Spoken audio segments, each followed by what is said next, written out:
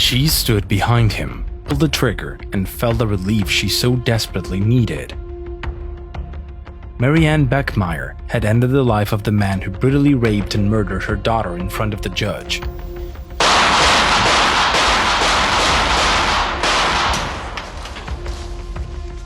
The woman's prepared execution shocked the whole of Germany.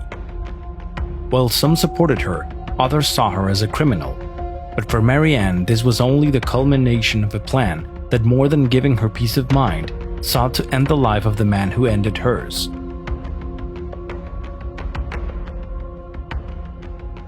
She was sentenced to only 6 years, but served 3.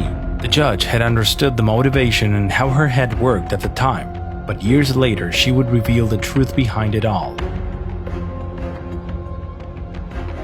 Marianne's story was always marked by tragedy. Her relationship with her parents was far from close. She barely spoke to her mother and struggled day by day with the stigma of being the daughter of a former Nazi army officer.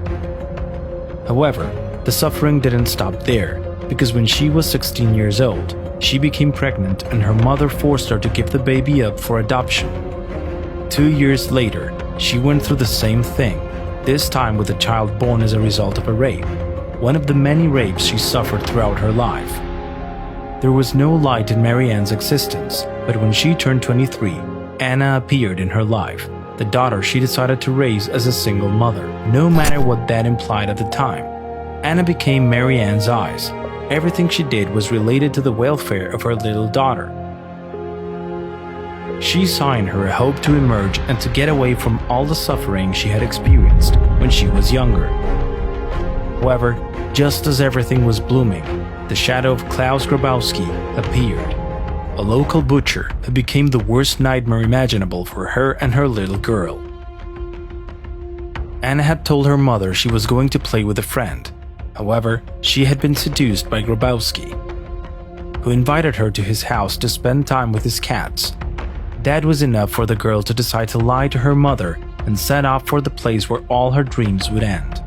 What follows is brutal. She arrives at the home of this ruthless butcher and began a nightmare from which she couldn't escape. She was kidnapped, raped, and later murdered. The terrible criminal's plan was to bury the body and then pretend as if nothing had happened, but he made the mistake of telling his girlfriend, who finally turned him in to the police. What happened was chilling, and it was what finally completely destroyed Marianne's world. As soon as she learned what had happened to her daughter, she vowed revenge. She didn't tell anyone, but in her head there was a clear idea. She had to have some kind of retribution for all the suffering she had to go through before leaving this world. And that was how, without anyone knowing, she got a Beretta M1934 pistol, learned how to use it, and prepared for the big day. She was part of the hearings against Klaus Grabowski, and although she said absolutely nothing, she made her presence felt there. Her pain was something that didn't go unnoticed. Her time to participate would come on March 6, 1981. It was all set for her to testify against the man who had murdered little Anna in the most macabre way possible. But she had another idea in mind, a very different one. She arrived a little later at the court.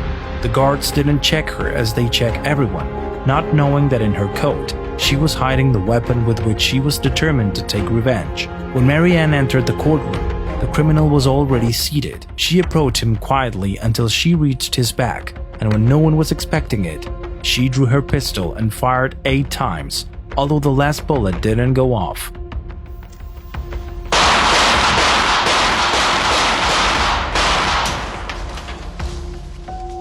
The image left everyone frozen, except for the guards who came to restrain her after her revenge. She was in a kind of trance, but she was able to say a few words. She felt happy because she had done justice, but she was frustrated because she couldn't shoot him head on so she could see his face. "Pig, he killed my daughter. I wanted to shoot him in the face, but I shot him in the back. I hope he's dead." Marianne decided to tell the investigators that she wasn't fully aware of what she was doing. However, no one believed her, that she hadn't practiced with the gun before using it. And it was there, among all the expert opinions, that she was asked to write something on a piece of paper to analyze her handwriting. That was a way to see if she was in a kind of trance or not. What Marianne wrote down shocked everyone. "I did it for you, Anna," along with 7 hearts, one for each year that the little girl lived, as well as for the number of bullets with which she killed Klaus Grabowski.